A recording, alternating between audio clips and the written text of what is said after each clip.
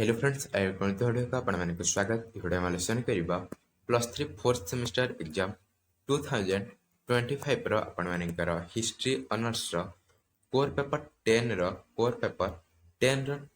2023 रो प्रश्न पत्र आम आलोचना करवा।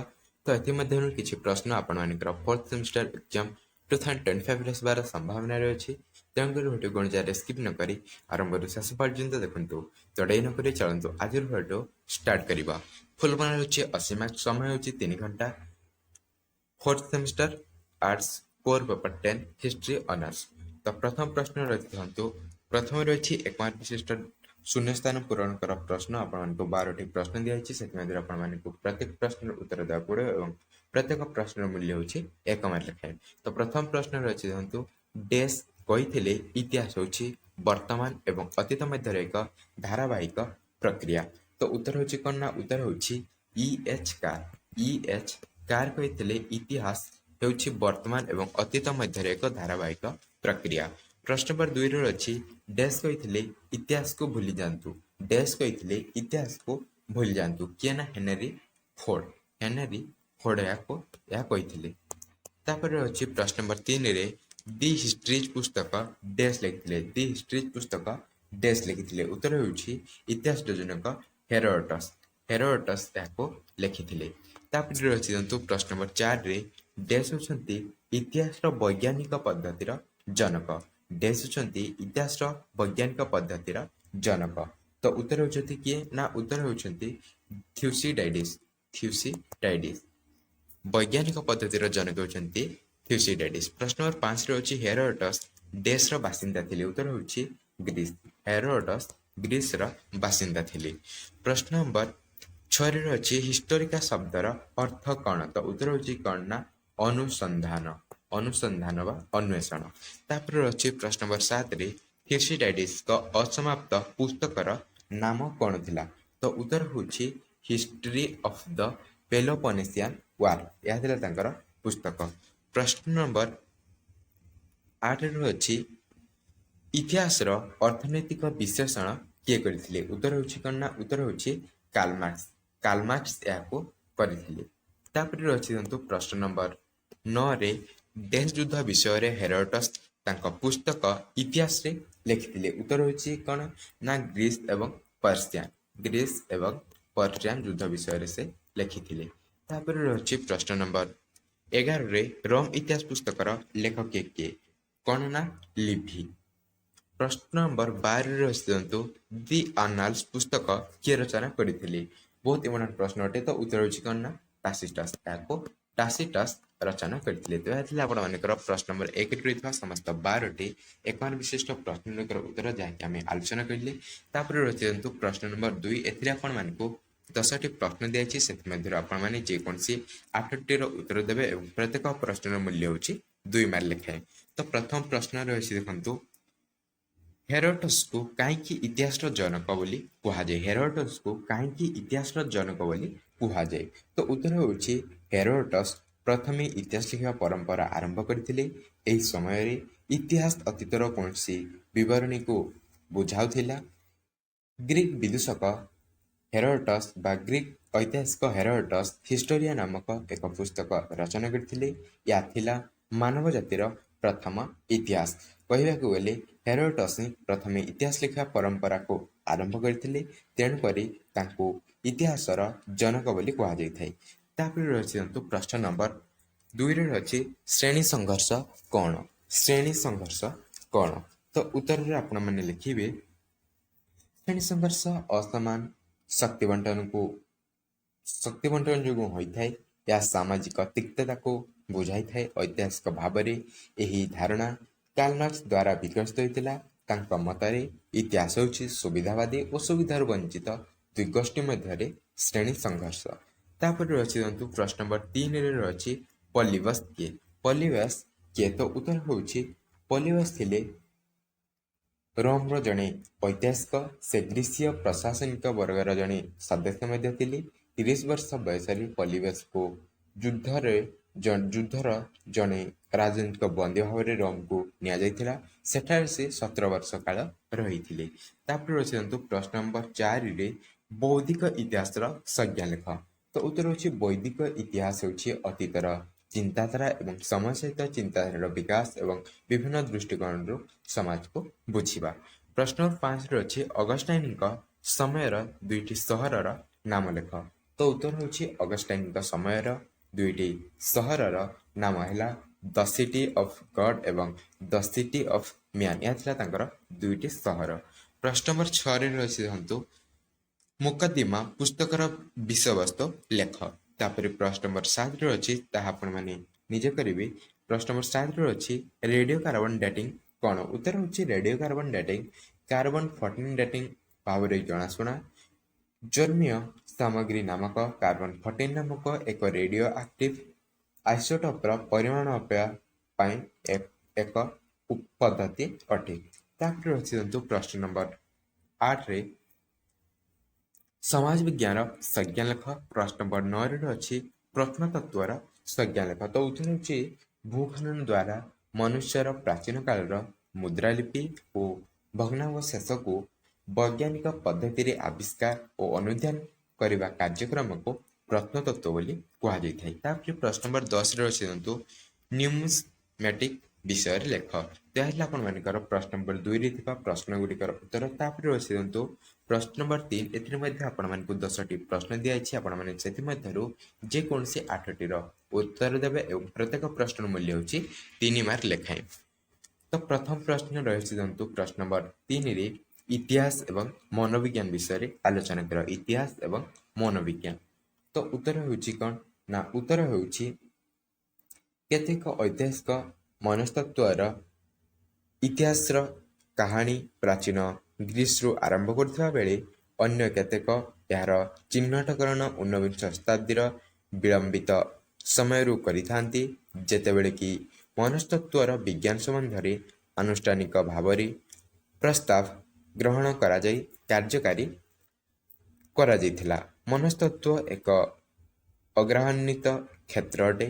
ମନସ୍ତତ୍ତ୍ୱର ଇତିହାସ ଏହାର ଉନ୍ନତି କିପରି ହୋଇଛି ସେ ସମ୍ବନ୍ଧରେ ଚେତନା ସୃଷ୍ଟି କରିବା ପାଇଁ ସୁଯୋଗ ପ୍ରଦାନ କରେ। ନିରସ ଭାବରେ ନାମ ତାରିଖ ଆଦି କେବଳ ସଂଗ୍ରହ କରିବା ପରିବର୍ତ୍ତେ ମନସ୍ତତ୍ତ୍ୱର ଇତିହାସ ସମ୍ବନ୍ଧରେ ଉଜ୍ଜ୍ୱଳ ସମ୍ଭାବନା ସୃଷ୍ଟି କରେ। ଆମେ କିଏ ଏହାକୁ ବ୍ୟାଖ୍ୟା କରୁଥିବା ମହତ୍ତ୍ୱପୂର୍ଣ୍ଣ ସମୟ ଓ ସ୍ଥାନର ଛକ ଅଥବା ମିଳନସ୍ଥଳ ସମ୍ବନ୍ଧରେ ମନସ୍ତତ୍ତ୍ୱର ଇତିହାସ ଆମକୁ ଶିକ୍ଷା ଦେଇଥାଏ। ଏହା ଫଳରେ ଜଣେ ଐତିହାସିକ କୌଣସି ବ୍ୟକ୍ତିଙ୍କ ସହିତ ପ୍ରଥମେ ଦେଖାରେ କ'ଣ ଘଟିଲା ବିଚାର କରିପାରେ। ଏହା ଥିଲା ଇତିହାସ ଏବଂ ମନସ୍ତତ୍ତ୍ୱ ମଧ୍ୟରେ ଥିବା ସମ୍ପର୍କ। ତାପରେ ଅଛି ପ୍ରଶ୍ନ ନମ୍ବର 2ରେ ଇତିହାସ ଏବଂ ସାହିତ୍ୟ। ଇତିହାସ ଏବଂ ସାହିତ୍ୟ ମଧ୍ୟରେ ସମ୍ପର୍କ। ତ ଇତିହାସ ଏବଂ ସାହିତ୍ୟ ଘନିଷ୍ଠ ଭାବରେ ସମ୍ପର୍କିତ ଅଟନ୍ତି। ଖ୍ରୀଷ୍ଟୀୟ 19ଶ ଶତାବ୍ଦୀ ଠାରୁ ଇତିହାସ ଏକ ବିଜ୍ଞାନ ବିଷୟ ରୂପରେ ସମ୍ମାନିତ ହେଲା। ଇତିହାସ ଯଦି ଜୀବନର ଏକ ଦଲିଲ ଅଟେ, ସାହିତ୍ୟ ଜୀବନର ପ୍ରତିଫଳନକାରିଣୀ ଅଟେ। ପଦାର୍ଥ ଜୀବନ ଏବଂ ପ୍ରତିବିମ୍ବ ସର୍ବଦା ଏକତ୍ର ଗତି କରନ୍ତି। ଜଣେ ବ୍ୟକ୍ତିଙ୍କ ବାସ୍ତବ ରୂପଠାରୁ ତାଙ୍କର ପ୍ରତିଛବି ଅଧିକ ସୁନ୍ଦର ଦେଖାଯାଏ। ତେଣୁ ଅନେକ କ୍ଷେତ୍ରରେ ପଦାର୍ଥ ଅପେକ୍ଷା ତାର ଛାଇ ମଣିଷକୁ ବେଶୀ ଖୁସି କରିଦେଇଥାଏ। ଉଭୟ ଇତିହାସ ସାହିତ୍ୟର ମୁଖ୍ୟ ବିଷୟବସ୍ତୁ ସମାଜ ଭିତରେ ମଣିଷ, ସମାଜ ଓ ମଣିଷ ଅଟେ। ଇତିହାସ ଅତୀତ ସମ୍ବନ୍ଧରେ କହୁଥିବା ବେଳେ ସାହିତ୍ୟ ବର୍ତ୍ତମାନ ଏବଂ ଭବିଷ୍ୟତ ସମ୍ବନ୍ଧରେ କହିଥାଏ। ହେଲେ କେତେକ ଐତିହାସିକ ବର୍ଣ୍ଣନା, ଯୁଦ୍ଧର ବର୍ଣ୍ଣନା, ଜୀବନ ଚରିତ ଆଦି କ୍ଷେତ୍ରରେ ସାହିତ୍ୟ ଅତୀତର ବର୍ଣ୍ଣନା କରିଥାଏ। ସାହିତ୍ୟର ନିକଟତର ହୋଇ ରହିଲେ ଯାଇ ଇତିହାସର ଭବ୍ୟତା ପ୍ରକଟିତ ହେବ, କିନ୍ତୁ ସମସ୍ତ ଲେଖା ସାହିତ୍ୟରେ ପରିଗଣିତ ହୋଇନାହିଁ। ସାହିତ୍ୟର ଇତିହାସ ଗଦ୍ୟ ସଙ୍ଗୀତ ରଚନାର ଐତିହାସିକ ବିକାଶ ଅଟେ, କିନ୍ତୁ ଇତିହାସରେ ଲିପିବଦ୍ଧ କରାଯାଇଥିବା ପ୍ରତ୍ନତାତ୍ତ୍ୱିକ ଉପାଦାନ, ଦଲିଲ, ପରିସଂଖ୍ୟାନ, ତଥ୍ୟଗୁଡ଼ିକର ତାଲିକା ଆଦି ସାହିତ୍ୟର ଅନ୍ତର୍ଭୁକ୍ତ ନୁହେଁ। ତାପରେ ଅଛି ପ୍ରଶ୍ନ ନମ୍ବର 3ରେ ଐତିହାସିକ ସତ୍ୟତା କ'ଣ? ଐତିହାସିକ ସତ୍ୟତା କ'ଣ? ତ ଆପଣମାନେ ଉତ୍ତରରେ ଲେଖିବେ ଏକ ଐତିହାସିକ ସତ୍ୟ ଅତୀତର ବାସ୍ତବିକତା ଅଟେ। ମୌଳିକ ପ୍ରଶ୍ନ କ'ଣ ଘଟିଲା ତାର ଉତ୍ତର ଦିଏ, ହେଲେ କ୍ରମାନ୍ୱୟରେ ଉତ୍ତରଗୁଡ଼ିକୁ କେବଳ ଶୁଣିବା ପରିବର୍ତ୍ତେ ଐତିହାସିକମାନେ ଉକ୍ତ ଘଟଣା କାହିଁକି ଘଟିଲା ତାର କାରଣଗୁଡ଼ିକ ଆବିଷ୍କାର କରିବା ପାଇଁ ଚେଷ୍ଟା କରନ୍ତି ଏବଂ ଅନୁସନ୍ଧାନ ମଧ୍ୟ କରନ୍ତି। କେଉଁ ପରିସ୍ଥିତିରେ ଉକ୍ତ ଘଟଣା ଘଟିଲା ଏବଂ ତାହାର ପରବର୍ତ୍ତୀ ପ୍ରଭାବ କ'ଣ, ସେଗୁଡ଼ିକର ବ୍ୟାଖ୍ୟା କିପରି କରାଯିବ ସେ ସମ୍ବନ୍ଧରେ ଚିନ୍ତା କରନ୍ତି। ବାସ୍ତବରେ କ'ଣ ଘଟିଛି ଜାଣିବା ପାଇଁ ପ୍ରଚେଷ୍ଟା କରିବା ସମୟରେ ଐତିହାସିକମାନେ ବିଭିନ୍ନ ପ୍ରକାର କିମ୍ବଦନ୍ତୀ ଓ ଉତ୍ସଗୁଡ଼ିକର ତୁଳନା ମଧ୍ୟ କରନ୍ତି। ଉକ୍ତ ଘଟଣା ପାଇଁ ଏକ ସାଧାରଣ ପଦାର୍ଥ ସନ୍ଧାନରେ ଲାଗିପଡ଼ନ୍ତି ଯାହାକି ଉକ୍ତ ବିବାଦମାନ ଘଟଣାକୁ ଠିକ୍ ବୋଲି ସୂଚାଉଥିବ। ଏହା ଥିଲା ଐତିହାସିକ ସତ୍ୟତା। ତାପରେ ରହିଛି ଦେଖନ୍ତୁ ପ୍ରଶ୍ନ ନମ୍ବର 4ରେ ଟାସିଟସଙ୍କ ଲେଖାର ବିଶେଷତ୍ୱ। ଟାସିଟସଙ୍କ ଲେଖାର ବିଶେଷତ୍ୱ ତ ଫ୍ଲାଭିୟସ୍ କର୍ନେଲିୟସ୍ ଟାସିଟସ୍ ରୋମର ଜଣେ ମହାନ ପ୍ରତ୍ନତତ୍ତ୍ୱବିତ୍ ଐତିହାସିକ ଥିଲେ। ତାଙ୍କର ଦୁଇଟି ମହାନ ଗ୍ରନ୍ଥ ଆନାଲସ୍ ଏବଂ ହିଷ୍ଟୋରିଜ୍ର ଧ୍ୱଂସାବଶେଷରୁ ଜଣାଯାଏ ଯେ ରୋମୀୟ ସମ୍ରାଟ ଟାଇବେରିୟସ୍ କ୍ଲାଉଡିୟସ୍ ନେରୋ ଓ ତତ୍କାଳୀନ ସମୟର ଶାସକମାନଙ୍କର ରାଜତ୍ୱ, ଯୁଦ୍ଧ, ସାମାଜିକ ବ୍ୟବସ୍ଥା, ନ୍ୟାୟ ବ୍ୟବସ୍ଥା ଆଦି ସମ୍ପର୍କରେ ବିବରଣୀ ପ୍ରଦାନ କରିଛନ୍ତି। ସମ୍ରାଟ ଅଗଷ୍ଟସଙ୍କ ମୃତ୍ୟୁ ଖ୍ରୀଷ୍ଟାବ୍ଦ 14ରୁ ସମ୍ରାଟ ଡୋମିସିଆନଙ୍କ ମୃତ୍ୟୁ ଖ୍ରୀଷ୍ଟାବ୍ଦ 96 ପର୍ଯ୍ୟନ୍ତ ଘଟଣାବଳୀ ଉକ୍ତ ପୁସ୍ତକ ଦ୍ୱାରା ସନ୍ନିବେଶିତ କରିଛନ୍ତି। ତାଙ୍କର ପୁସ୍ତକଗୁଡ଼ିକ ଓରେଟୋରୀ, ଜର୍ମାନିଆ, ତାଙ୍କର ଶ୍ୱଶୁର ଆଗ୍ରିକୋଲାଙ୍କ ଜୀବନୀ ଆଦି ଅଟନ୍ତି। ରାଜନୈତିକ ତତ୍ତ୍ୱପ୍ରଣେତା ଭାବରେ ସେ ଇତିହାସ କ୍ଷେତ୍ରରେ ବାହାରେ ମଧ୍ୟ ବିଶେଷ ପ୍ରଭାବଶାଳୀ ରହିଥିଲେ। ତାପରେ ଆସିଯାନ୍ତୁ ପ୍ରଶ୍ନ ନମ୍ବର 5ରେ ଇବନ ଖାଲଦୁନଙ୍କର ମାନବ ସଭ୍ୟତା ବିବର୍ତ୍ତନ ବିଷୟରେ ଲେଖ। ପ୍ରଶ୍ନ ନମ୍ବର 6ରେ ଅଛି ଐତିହାସିକ ଭାବରେ ଲିଭିଙ୍କ ଅବଦାନ ସମ୍ପର୍କରେ ଲେଖ। ତାପରେ ରହିଛି ପ୍ରଶ୍ନ ନମ୍ବର 7ରେ ମୌଖିକ ଉପାଦାନ ବିଷୟରେ ଲେଖ। ମୌଖିକ ଉପାଦାନ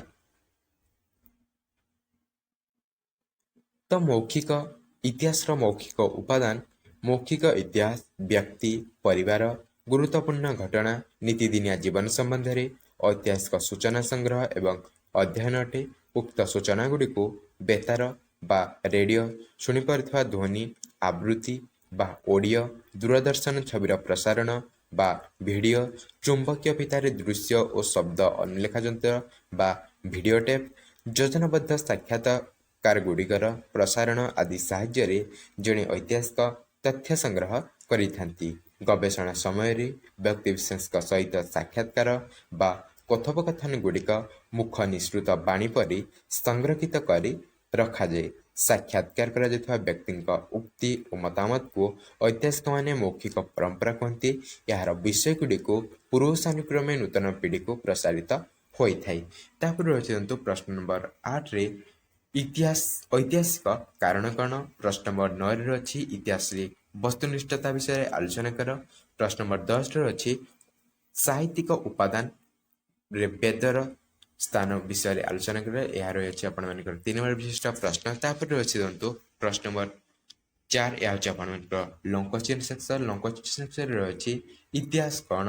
ଇତିହାସର ବସ୍ତୁନିଷ୍ଠତା ଏବଂ ମୂଲ୍ୟ ବିଷୟରେ ବର୍ଣ୍ଣନା କର କିମ୍ବା ଇତିହାସ ସହିତ ବିଜ୍ଞାନ ସମ୍ପର୍କ କ'ଣ ତାହା ପରୀକ୍ଷା କର। ଏଇ ଦୁଇଟିରୁ ଆପଣ ଯେକୌଣସି ଗୋଟିଏର ଉତ୍ତର ଦେଇପାରିବେ। ତ ନେକ୍ସଟ ଭିଡ଼ିଓରେ ଆମେ କିଛି ଲଙ୍ଗ କୋଶ୍ଚିନ୍ ମଧ୍ୟ ଆଲୋଚନା କରିବା ସରଳ ହାତ ଲେଖା ନୋଟ୍ରୁ। ତେଣୁକରି ଭିଡ଼ିଓ ନୋଟିଫିକେସନ୍ ପାଇବା ପାଇଁ ଚ୍ୟାନେଲକୁ ପ୍ରଥମ କରିଥିଲେ ସବସ୍କ୍ରାଇବ୍ କରି ଅଲ୍ ନୋଟିଫିକେସନ୍ ବେଲକୁ ଅନ୍ କରିଥାନ୍ତୁ। ପ୍ରଶ୍ନ ନମ୍ବର 5ରେ ଅଛି ଗ୍ରୀକ୍ ଇତିହାସ ଲେଖନୀ ପରମ୍ପରା ଉପରେ ବିଶ୍ଳେଷଣ କର କିମ୍ବା ଏକ ଚର୍ଚ୍ଚ ଐତିହାସିକ ଭାବରେ ଅଗଷ୍ଟାଇନଙ୍କ ମୂଲ୍ୟାଙ୍କନ କର। ଏହା ଆମେ ଆଲୋଚନା କରିଛନ୍ତି। ଯେଉଁମାନେ ଭିଡ଼ିଓ ଦେଖିନାହାନ୍ତି ପ୍ଲେଲିଷ୍ଟକୁ ଯାଇ ଦେଖିନିଅନ୍ତୁ। ପ୍ରଶ୍ନ ନମ୍ବର 6ରେ ଅଛି ଇତିହାସ ସହିତ ରାଜନୈତିକ ବିଜ୍ଞାନର ସମ୍ପର୍କ ବିଷୟରେ ବର୍ଣ୍ଣନା କର କିମ୍ବା ଇତିହାସ ସହିତ ମନସ୍ତତ୍ତ୍ୱର ସମ୍ପର୍କ ସମ୍ପର୍କରେ ବର୍ଣ୍ଣନା କର। ତାପରେ ପ୍ରଶ୍ନ ନମ୍ବର 7ରେ ଅଛି ଅତୀତର ଇତିହାସକୁ ପୁନର୍ଗଠନ କରିବାରେ ସାହିତ୍ୟିକ ଉପାଦାନର ଗୁରୁତ୍ୱ ବର୍ଣ୍ଣନା କର କିମ୍ବା ଇତିହାସର ବିଭିନ୍ନ କାରଣ, କାର୍ଯ୍ୟ, ସମ୍ବନ୍ଧ, ତତ୍ତ୍ୱ ଉପରେ ଆଲୋକପାତ କର। ଏଇ ଦୁଇଟିରୁ ଆପଣମାନେ ଯେକୌଣସି ଗୋଟିଏ ଉତ୍ତର କରିପାରିବେ। ତ ଏହା ଥିଲା ଆପଣମାନଙ୍କର 2023 ପ୍ରଶ୍ନପତ୍ର ଯାହାକି ଆମେ ଆଲୋଚନା କଲି। ତ ଏଥିମଧ୍ୟରୁ କିଛି ପ୍ରଶ୍ନ ଆପଣମାନଙ୍କର 4th ସେମିଷ୍ଟର ଏକ୍ଜାମ 2025ରେ ଆସିବାର ସମ୍ଭାବନା ରହିଛି। ତେଣୁକରି ଆପଣମାନେ ଏହିସବୁ ପ୍ରଶ୍ନଗୁଡ଼ିକୁ ଭଲ ଭାବରେ ପଢ଼ିବେ। ତ ଭିଡ଼ିଓଟି ଭଲ ଲାଗିଲା ଭିଡ଼ିଓଟି ଲାଇକ୍ ଦେବେ ଏବଂ ସାଙ୍ଗସାଥୀମାନଙ୍କ ସହ ଅଧିକରୁ ଅଧିକ ମାତ୍ରାରେ ସେୟାର କରିବେ। ତ ଦେଖା ହେବା ଆଉ ଏକ ନୂତନ ଭିଡ଼ିଓରେ। ସେ ପର୍ଯ୍ୟନ୍ତ ଜୟ ଜଗନ୍ନାଥ।